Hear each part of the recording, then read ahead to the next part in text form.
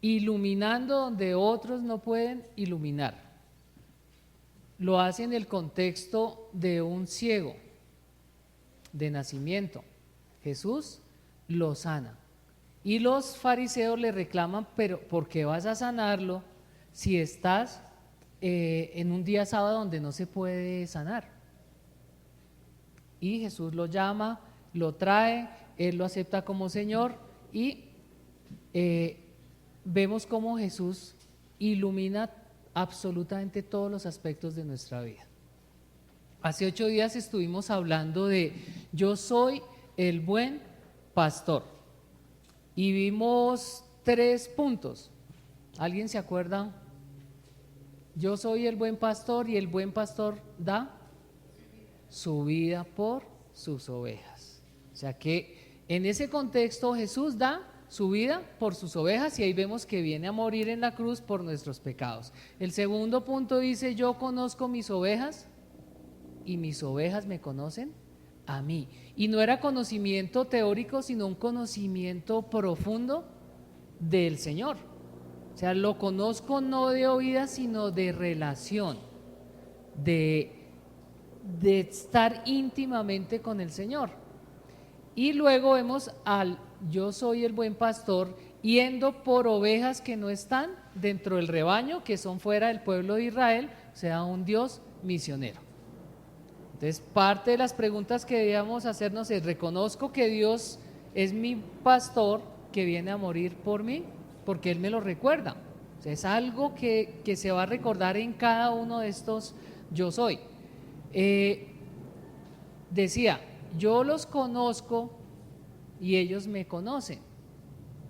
Y ahí venía a mi mente la parte del Sermón del Monte cuando dice, apartados de mí que yo no los conozco. Y ellos pensaban que sí tenían una relación con el Señor, llegaron a la presencia del Señor y le dijo, apartados de mí porque yo no los conozco. Ese mismo no los conozco es el mismo que se usa aquí en el buen pastor. Yo conozco a mis ovejas me conocen a mí. Y ahí nos preguntamos, ¿conocemos al Señor Jesucristo? ¿El Señor Jesucristo nos conoce a nosotros? Porque vamos a llegar al punto donde Él va a decirnos si nos conoce o no nos conoce. Y luego el tercer punto, de si estamos yendo a compartir del Evangelio a otros. Porque el Señor Jesús, el buen pastor, va a las que no están como ovejas suyas, a los que no son hijos de Él. Y ahí cerramos el yo soy el buen pastor. Y hoy empezamos con yo soy el pan de vida. Y es un texto supremamente largo, de una riqueza teológica impresionante. Vamos a tratar de resumirlo también en 3 puntos. Y él hace ahí una metáfora con la salida del pueblo de Israel de Egipto. ¿Ustedes se acuerdan? Sale el pueblo de Egipto y llega a un punto donde no hay comida. ¿Ustedes se acuerdan de esa parte? No hay comida. ¿Ustedes se acuerdan qué pasó ahí? Empiezan a reclamar. ¿Ustedes reclaman cuando los llevan a alguna cosa y no les dan comida? Ya empieza a las 3, 4 y uno asumía que me iban a dar al almuercito y ya a las 4, las 5, las 6. Y pues ya empieza uno como a agriársele el genio, como que sí, me dijeron almuerzo, no comida. Y en ese contexto es que Jesús les dice, el pueblo de Israel salió, llevaban varios días caminando, se acaba la comida y empiezan a murmurar. Y dicen, pero me hubieran dejado allá, ya comía carne, yo tenía banquete y me traen aquí a aguantar hambre, ¿para qué me traen? Y muertos del hambre, entonces Dios les responde, les voy a mandar maná, pan del cielo literalmente. Y era para satisfacer la necesidad que necesitaban sus cuerpos para poder seguir viviendo. Y luego le dice, bueno, no solo le voy a dar pan, también le voy a dar ¿qué? ¿Se acuerdan? Carne. ¿Y qué hizo? Y mandó codornices. Ahora, ¿qué tanto pan y qué tantas codornices les dio? Mucho. O sea, ellos podían recoger toda la cantidad que quisieran, pero con el maná pasaba algo importante y era que se dañaba. O sea, aquí uno dice, bueno, pues cojo en el verano para cuando esté en el invierno. Aquí no, era solo para el día. Y las codornices eran tantas que eso salían hasta por los ojos, dice la palabra. O sea, era tanto que ya no podían, estaban hasta aquí de codornices y hasta aquí de maná. Pero el Señor les dio el pan de vida. En el siguiente capítulo salen y les faltaba agua, entonces el Señor les da agua. En ese contexto coge el Señor y empieza a dar el discurso que vamos a revisar ahora. Un contexto que era conocido por los judíos. En el versículo 59 dice: esto dijo Jesús en la sinagoga cuando enseñaba en Capernaum. O sea, que estaba en la sinagoga, estaban con los maestros de la ley. O sea, que no era cualquier charla la que estaba dando, era con la crema innata del judaísmo en ese momento. Y él va a usar conceptos que ellos conocen para explicarles quién es él. Y ese yo soy también viene de la parte de Egipto, de Éxodo, cuando le dice Moisés: y si me dicen, tú vas a liberar al pueblo de Israel. Y Moisés le dice: pero y si me preguntan quién me mandó, le dijo: tú vas a decir que yo soy, te mandó. Y ese yo soy, que es Dios, es el que se usa en los 7 yo soy de Juan. Yo soy, o sea, soy Dios, el pan de vida. Soy Dios, el buen pastor. Soy Dios, la luz del mundo. En cada uno, eso está implícito ahí, soy Dios. Y en ese contexto entonces empieza a hablarle a los judíos, que eran la mayoría que estaban ahí, y ellos ya saben que el pan del cielo cayó y los alimentó y evitó que murieran. Y en ese contexto empieza en el versículo 31: nuestros padres comieron el maná en el desierto, como está escrito, les dio a comer pan del cielo. Entonces Jesús les dijo: en verdad os digo, no es Moisés el que os ha dado el pan del cielo, sino que es mi Padre el que os da el verdadero pan del cielo. Porque el pan de Dios es el que baja del cielo y da vida al mundo. Entonces, ahí que coge, pues la historia que sabían del pueblo de Israel, del maná y de las codornices. Entonces le dijeron: Señor, danos siempre este pan. O sea, que ellos están pensando en ese momento que me van a dar es el pan que necesito para el desayuno, para el almuerzo, para la cocina, para la cena y para las medias nueves. Ese es el pan que ellos tienen en su cabeza. Y Jesús les dice: yo soy el pan de la vida. El que viene a mí no tendrá hambre, y el que cree en mí nunca tendrá sed. Miren esos énfasis que hace el Señor: el que viene a mí no tendrá hambre, y el que cree en mí nunca tendrá sed. Aquí hace énfasis en qué, en que es Dios el que manda el pan de vida, no Moisés, porque ellos pensaban que Moisés era el que había hecho todo. Y les recuerda, no fue Moisés, fue Dios. Ahora, Jesús, al estarles diciendo eso, el que me manda es Dios. Y eso debemos tenerlo claro, porque es parte de lo que él quiere enfatizar acá. Me manda Dios a mí para hacer el pan de vida de ustedes. Ya. Y hace una acotación ahí: el que viene a mí no tendrá hambre, y el que cree en mí nunca tendrá sed. Pero aquí hace un contraste entre la parte física, corporal, y la parte espiritual.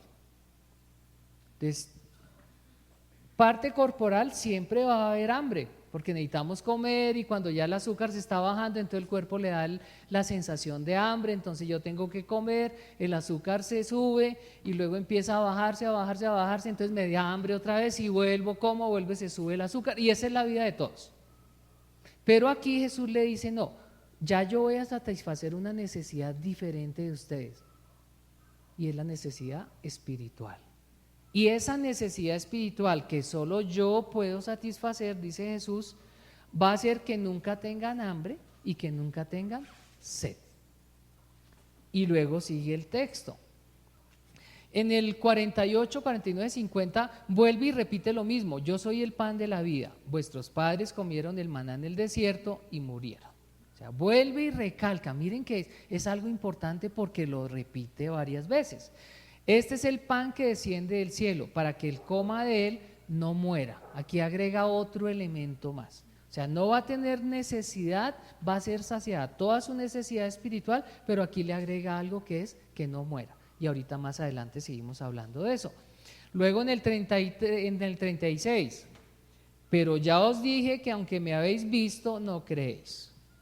Todo lo que el Padre me da, vendrá a mí, y el que viene a mí, de ningún modo lo echaré fuera.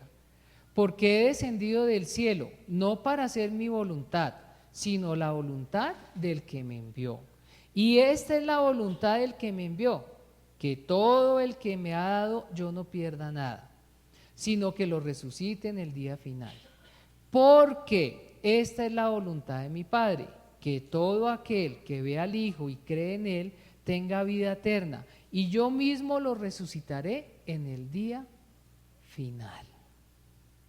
Y esto es de una riqueza impresionante, porque ya os dije que aunque me habéis visto no creéis. O sea, está diciéndoles: ustedes no creen, y era el problema y la pelea entre los fariseos y Jesús. Usted no es, a pesar de que he hecho milagros, a pesar de todo, usted no es. Y vimos en el texto pasado que le decían: no, este es loco, este está salido de todo, todo lo cuestionaban. Y por eso le está diciendo: aunque me habéis visto, no creéis.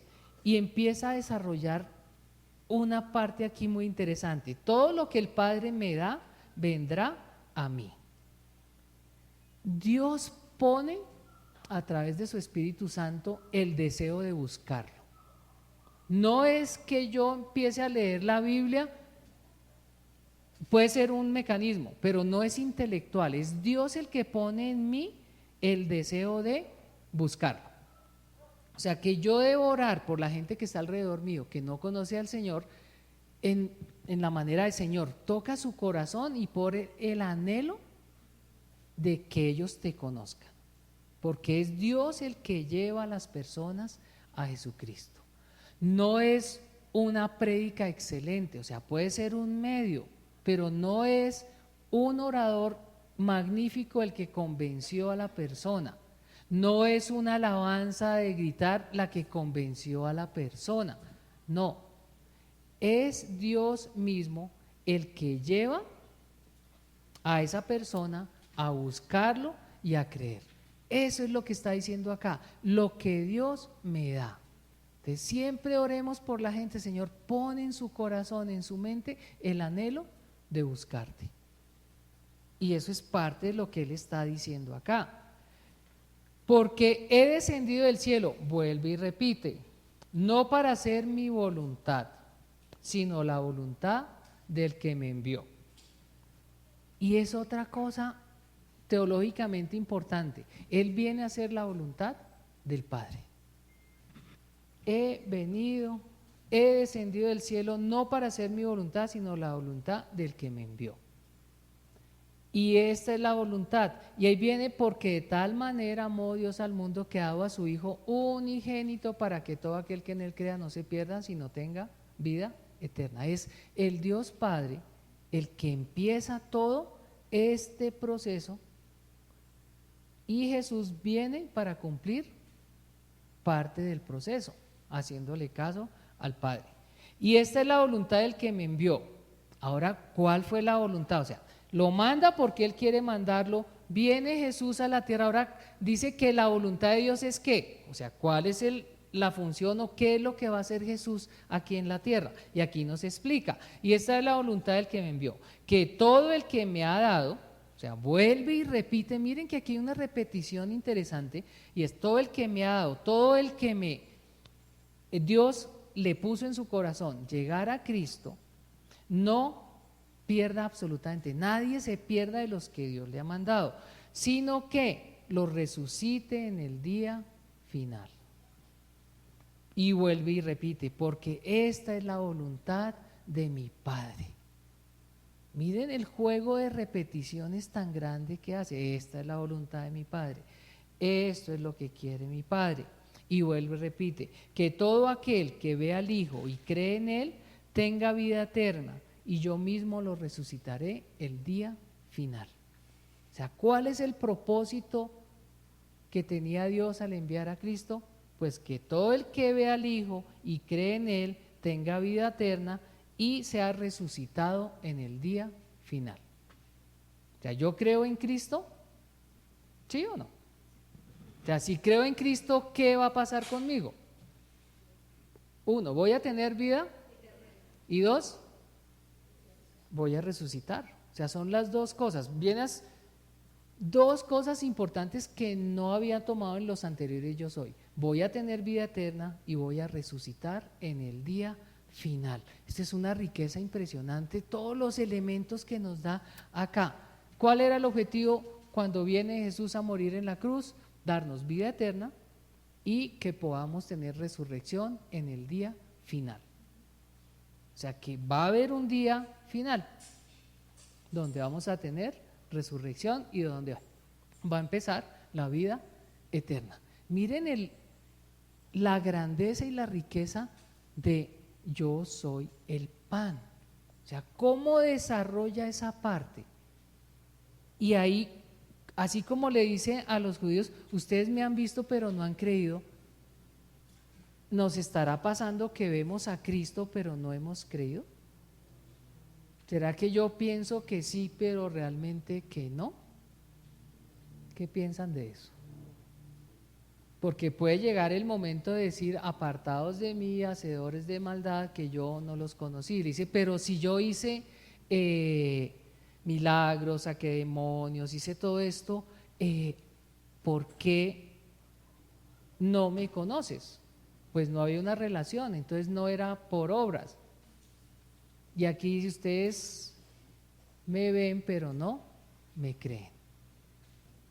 Y debo pensar en eso, o sea, ¿qué es? Y aquí hay en el versículo 40, porque esta es la voluntad de mi Padre, que todo aquel que ve al Hijo. Ahora, normalmente cuando hablamos de ve, ¿en qué pensamos? ¿Qué se les ocurre? ¿En qué se les ocurre cuando hablamos de ve? Una imagen visual, ¿qué más? ¿Qué? Luz América. No, tranquilo, no hay. ¿Qué más pensamos? A mí me pasa algo curioso, les voy a confesar. Cuando yo pongo el teléfono y digo, uy, ¿será que está para cargar o descargar? Yo cojo, chun, voy y miro la pila y apago y digo, uy, ¿qué horas eran? Y ahí estaba el reloj, nunca me fijé. O voy a mirar la hora y miro la hora, pero no miro la pila y ambas cosas están en la misma pantalla. Y yo digo, pero debería ser como más, como Sherlock Holmes, que mira algo y salen todos los detalles y entonces mira que el vaso estaba así, que esto estaba así, que la señora pasó, que la señora venía vestida así, que caminaba así, que tenía zapatos así, que las uñas estaban así, que la argolla estaba así. O sea, mira tantos detalles, pero eso no nos pasa. Normalmente vamos al grano. Y yo digo, uy, Señor, yo debería ser más detallista, pero igual no he podido, a pesar de que lo tengo consciente, siempre prendo y miro lo que va a mirar, el resto me toca volver. Y si tengo que mirar la hora y eso, y soy consciente, me imagino que lo podría hacer de una sola, pero solo lo que tengo en mente lo miro y ya. Muchas veces nos puede pasar así con el Señor Jesucristo. Yo puedo mirar y con Dios puedo mirar solo lo que me interesa. Estoy con problemas financieros, entonces miro cómo Dios me puede ayudar. Estoy enfermo, entonces cómo Dios me puede ayudar. Está pasando por crisis la familia, entonces cómo me puede ayudar. O sea, voy como tan puntual a las cosas y eso sería lo vi. Pero resulta que todo aquel que ve al Hijo, este término implica más que mirar. El término de acá implica ser detallista como Sherlock Holmes, que mira a alguien y eso mira absolutamente todas las cosas. En ese sentido implica ver a Cristo. Cuando yo lo miro de una forma íntima y yo veo cosas de Él que si yo paso una mirada rápida no voy a ver. El término implica detalle, el término implica tiempo, el término implica atención. Y cuando dice aquí al que ve al Hijo, implica que no solo lo ve, sino que tiene mucho detalle acerca de Él. Y luego dice, teniendo el detalle, dice, y cree en Él. O sea, mire que son dos cosas diferentes. Saber detalles de Cristo y creer en esos detalles. Y Él les estaba diciendo a ellos, ustedes me ven pero no me creen. Es lo mismo que le reclamaba a los fariseos ahí, ustedes me ven pero no me creen. En esa perspectiva, ¿cómo estamos? ¿Estamos viendo al Señor Jesucristo y le estamos creyendo? Ya, ¿cómo está esa parte? Porque nos lo está desglosando aquí porque puede ser un problema que tengamos. O sea, sabemos cosas intelectuales, pero realmente no tenemos algo adentro de Él. Y eso es lo que está cuestionando. Y lo que cuestiona en la parte más polémica de este pasaje, que es lo que sigue. Entonces, aquí, que desciende del cielo, que viene a hacer la voluntad del Padre, que es el Padre el que pone en el corazón de la gente el acercarse a Él. Por eso es importante, Señor, que tú pongas el anhelo de la persona acercarse a ti. Y cuando acuerdo de eso, se me quita el susto de compartirle a otros, porque yo digo, ¿será que yo no sé? ¿Será que lo dije mal? Yo no tengo mucho conocimiento teológico, y empiezo a hacerme un poco de especulaciones, y no soy yo, es Dios el que hace eso. Hay que estudiar la palabra, hay que ponerla en partes lógicas y hay que exponerla para que se entienda. Pero por más de que alguien lo exponga perfecto y sea un orador excelente, si Dios no pone en el corazón entender su palabra y aceptar su palabra, no hay nada que hacer. Por eso Pablo decía, entro ante ustedes con temor y temblor, para que no sea el poder y la habilidad humana, agrego yo ese pedacito, sino sea el poder de Dios. Y aquí nos recuerda eso, es el poder de Dios que transforma, que toca a la gente, no es la habilidad humana.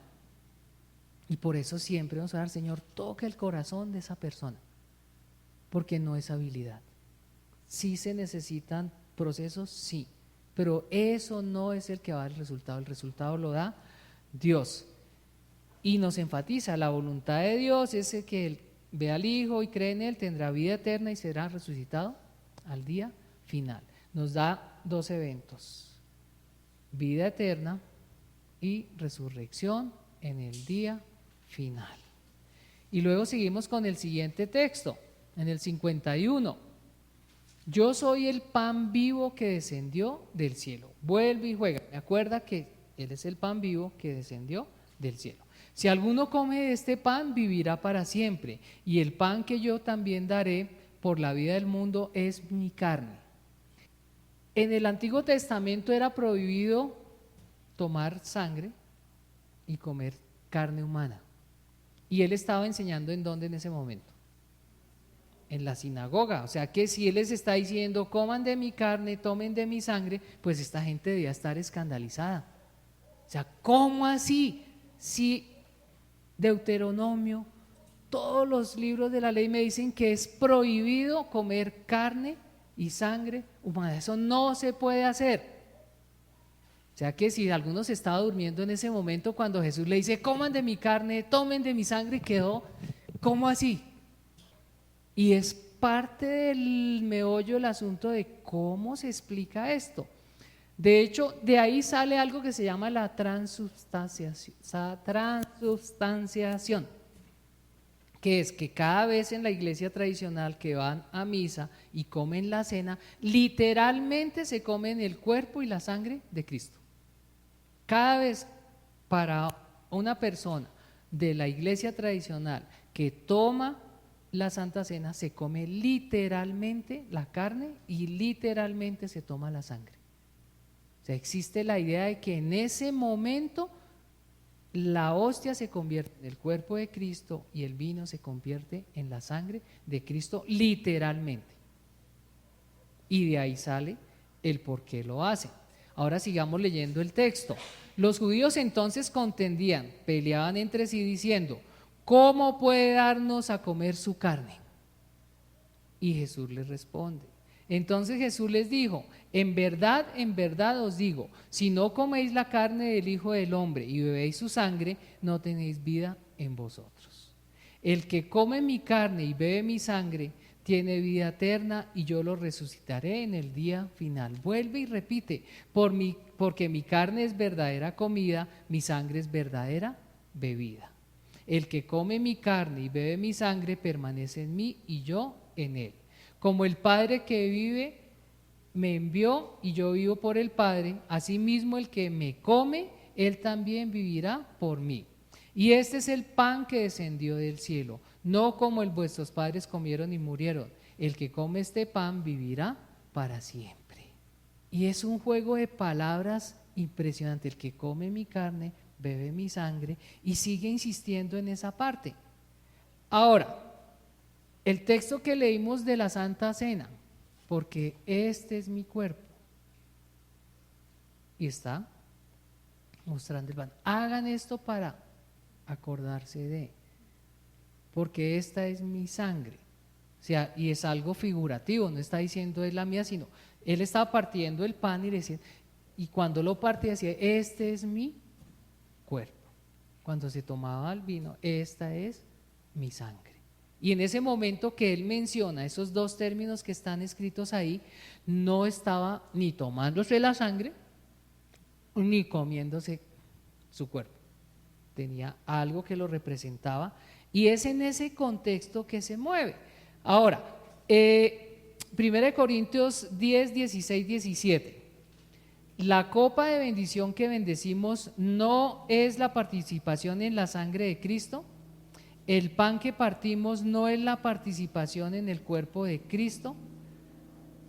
O sea, miren que ahí nos está diciendo: la copa de bendición que bendecimos no es la participación en la sangre de Cristo. El pan que partimos no es la participación en el cuerpo de Cristo. O sea, que ahí nos contextualiza otra vez que el pan y el vino es participar de lo que Cristo hizo, no es algo literal. Y Romanos 6:23, porque la paga del pecado es muerte, punto. ¿Qué tiene que haber como paga del pecado? Muerte.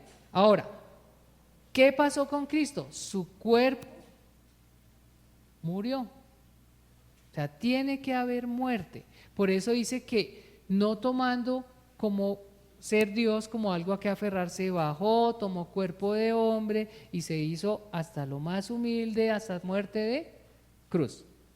O sea, era necesario que para poder pagar el precio, Dios mismo viniera, tomara forma de hombre, cuerpo, para poder pagar por los pecados que habíamos cometido.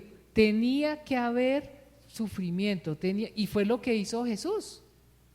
Jesús en la cruz se ofreció a sí mismo, sin manchas, sin pecados, fue molido a golpes, fue quebrado, dice la palabra. Y por eso cuando está partiendo con sus discípulos el pan, dice: este es mi cuerpo que es entregado por ustedes, y lo va partiendo en señal de que va a sufrir, de que va a morir. Ese es en ese contexto que dice: coman mi cuerpo, no literalmente. Y Hebreos 9:22, y según la ley casi todo es purificado con sangre, y sin derramamiento de sangre no hay perdón. O sea que debía haber derramamiento de sangre para perdón de pecados. La sangre derramada de Cristo fue el pago por nuestros pecados. A eso se refiere con tomar mi sangre. O sea, cuando acepto que Cristo derramó su sangre por perdón de mis pecados. A eso se refiere. Entonces miren cómo cambia la perspectiva. No era comer literalmente, sino era entender el sacrificio de Cristo en Dios mismo haciéndose hombre para ir a morir en la cruz. El sacrificio de Cristo derramando su sangre en la cruz como el Cordero de Dios que quita el pecado del mundo. ¿Para qué? Para perdón de nuestros pecados. Es en ese contexto que Dios dice: coman de mi carne y beban de mi sangre. Ustedes tienen que estar totalmente convencidos de que yo bajé del cielo, tomé forma de hombre y fui a la cruz. Eso es comer, aquí es creer lo que Él hizo, estar convencido, cortarse la cabeza de que así fue, no hay duda. Eso es comer, creer de una forma tal que yo tengo el conocimiento intelectual, pero lo tengo adentro y eso hace que mi vida marche de una forma diferente, que mis reacciones sean diferentes. A eso se refiere todo este juego de palabras de comer, de tomar mi cuerpo y mi sangre. Que yo debo tener algo tan interno con respecto a esos dos conceptos de que Cristo se hizo hombre y vino a morir en la cruz. Y el concepto de que había que derramar sangre para pagar los pecados. La sangre que quita el pecado del mundo. A eso se refiere esa parte. Entonces tenemos, Dios es el que manda a Jesús como pan de vida a morir por nosotros. Jesús es el Hijo de Dios, que es el pan de vida, que desciende del cielo para hacer la voluntad del Padre, recordando que es el Padre, es Dios el que hace que la gente quiera acercarse a Cristo. Y Cristo viene a hacer la voluntad del Padre, que es que el que ve al Hijo y cree en Él tenga vida eterna y sea resucitado en el día final. Y la tercera sección, Jesús, el Hijo de Dios, da su cuerpo y su sangre por nosotros. Eso es básicamente el yo soy el pan de vida. Debo venir, debo ver, debo creer y debo apropiarme de ese conocimiento. Y ahí es la parte de comer. Porque yo puedo venir, puedo ver, pero miren que ya hay dos acciones más que me implican, y es creer, estar convencido y apropiarme de ese conocimiento, que es el equivalente a comer. Toda una secuencia que yo debo hacer acerca de mi fe. Porque si no hago esa secuencia, pues no estoy convencido de lo que yo creo. Ahora, si estoy convencido de lo que yo creo, que Jesucristo vino y se encarnó, que murió por mis pecados, que me va a dar vida eterna y que me va a resucitar al día final, pues como dice Pablo, porque decían, no hay resurrección, y si no hay resurrección, pues de nada vale la pena la vida cristiana, porque lo que me da esa esperanza de estar en la tierra es que me voy a encontrar con el Señor cara a cara y voy a tener vida eterna y voy a ser resucitado. Eso es mi esperanza como cristiano. Eso debe cambiar absolutamente toda mi vida. Si no estoy convencido de eso, pues en vano predico, dice Pablo, en vano creo en el Señor Jesús, porque no estoy convencido de esa parte. Jesús es mi pan de vida, y eso solo lo pueden responder cada uno de ustedes, cada uno de nosotros. Pero si Él es el pan de vida, se debe reflejar en mi vida diaria. Ya, debo vivir diferente, debo ser diferente. Una cosa debe ir con la otra. Ahora, hago obras, vivo diferente porque creo que Jesús es el pan de vida. Y por eso vivo diferente. No hago buenas obras para acercarme a Dios. Como tengo una relación con Dios, vivo diferente. Que el Señor nos ayude a revisar estos conceptos durante esta semana. ¿Qué tan convencido estoy? Tiene una riqueza teológica impresionante. Aquí estamos cogiendo, podríamos estar 3, 4 horas cogiendo cada pedacito de esos. Pero Jesús básicamente le estaba cuestionando eso. ¿Ustedes qué creen? Ustedes deben creer en mí para tener vida eterna. Y nos dice en qué debemos creer. Que el Señor nos ayude a estar convencidos de lo que dice su palabra. Vamos a orar.